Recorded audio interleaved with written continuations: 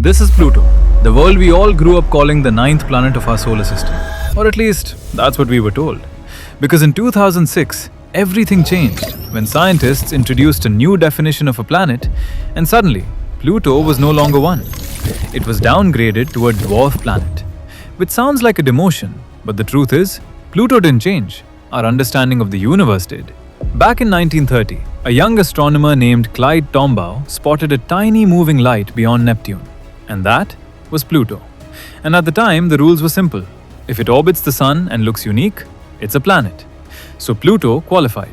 But as science advanced, astronomers realized something massive. Pluto isn't alone. It exists in a huge region called the Kuiper Belt, a distant ring filled with billions of icy objects left over from the birth of the solar system.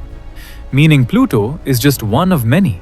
In the same year Pluto was reclassified, NASA launched the New Horizons mission to explore it.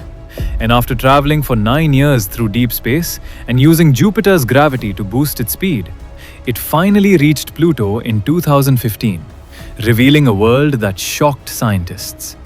Because Pluto is not just a frozen rock, it is active and dynamic, with a giant heart-shaped region called Sputnik Planitia, a vast icy plain with no craters, showing that its surface is constantly renewing itself.